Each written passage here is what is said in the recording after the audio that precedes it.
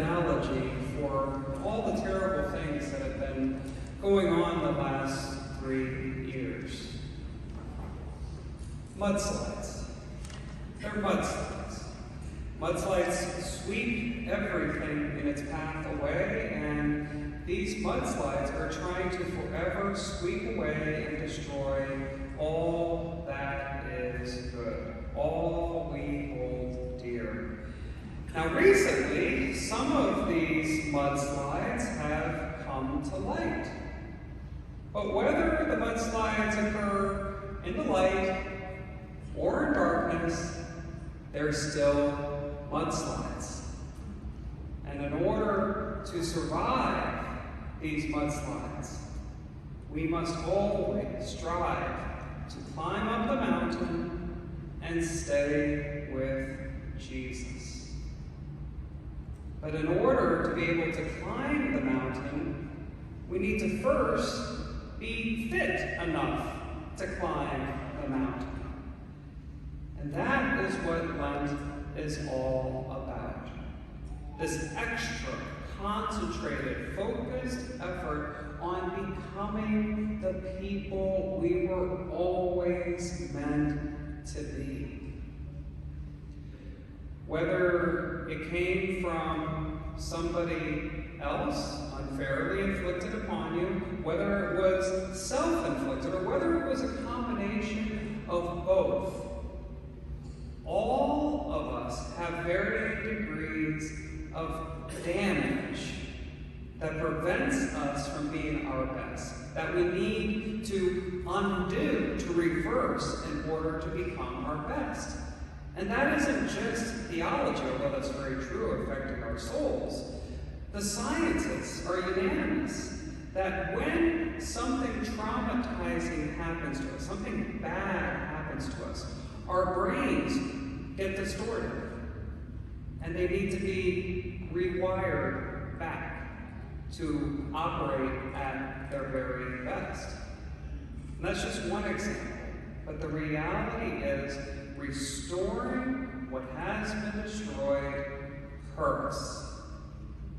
But it's a sign that things are being restored. And there are many specific things that we can do, many specific steps. And again, thank God we have Lent, the season of giving up things or going to confession or focusing on the things that have damaged us for so much of our lives. But we resolve to, as much as possible, stop the damage. But the single greatest, most powerful thing that can be done to undo the damage, as the first reading showed us, is sacrifice. Abram sacrificed everything. He left behind everyone he knew, everything he knew, he left behind everything. The reality is that's the most powerful prayer we can make. And again, I've seen it throughout my life.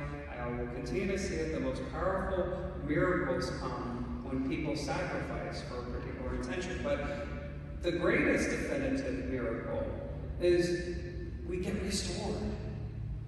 We atone. Whether it was our fault or someone else's, we make up for what was done in the past. But most extraordinarily of all, our acts of sacrificial love express just how much we love God. And that will make us our best. That will enable us to climb the mountain. But the second reading acknowledges that just like climbing a mountain, discipleship is hard. Right before the events of today's gospel, Jesus tells his disciples point blank, discipleship involves the cross. Period. There's no way around it. I've tried to find a way around it. There is no way around it. It's going to look different for all of us, and it's perfectly okay to struggle with trying to figure out what that means for you. But through the struggle, God will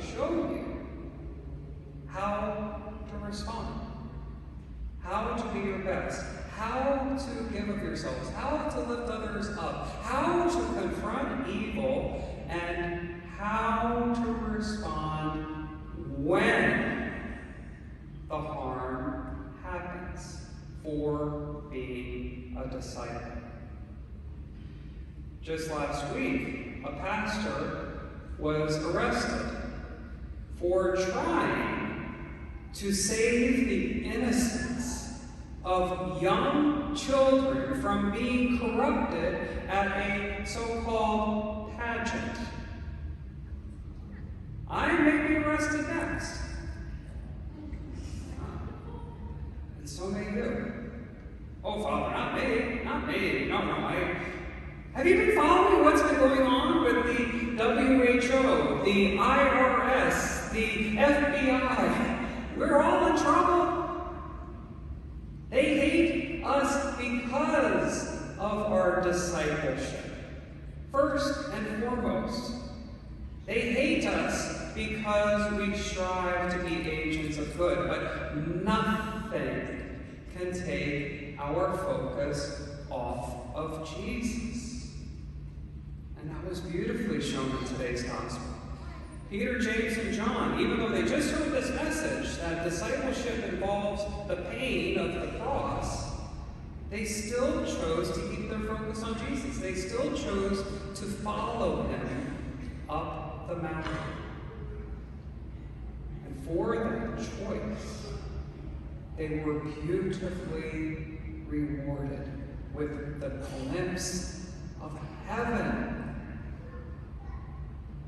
The transfiguration wasn't for them, though. Jesus gifted us the transfiguration, again, for us. Because it is Jesus' promise to us that whatever difficulties we have to go through as his disciples, and I know you've already gone through many, but Jesus is telling us it will be worth it trillions of times over. Actually, infinitely times over. And every single Mass, every single church should be packed with standing room only, and there should be 20 Masses a weekend because of the reality that at every Mass, all of heaven is present, whether we recognize it or not. And because all of heaven is present, we are benefiting from that direct, perfect, absolute, unconditional love of God. Every time, every Mass. And after every Mass, we have to go back out into that world that tries to break us. But again, the words of Jesus today, not for Peter, James, and John, for us. Rise and be not afraid. My favorite quote attributed to Saint Teresa, the little flower, is, "Memories are the roses in the winters of our lives." We have been blessed by so many glorious, beautiful, happy mountaintop experiences. And they, in and of themselves, these priceless, eternal memories, are wonderful by themselves, but all of them are two specific messages from Jesus. That he loves us, and that he will always be with us, no matter what, even if we don't feel it.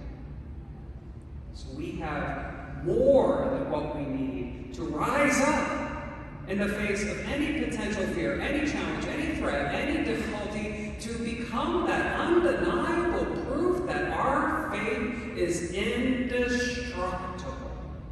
And sooner or later, they're going to realize that. But in the meantime, and I hope I'm wrong, the mudslides are likely going to keep coming. But by clinging to Jesus on the mountaintops he gives us, we won't just survive this. will thrive in spite of them.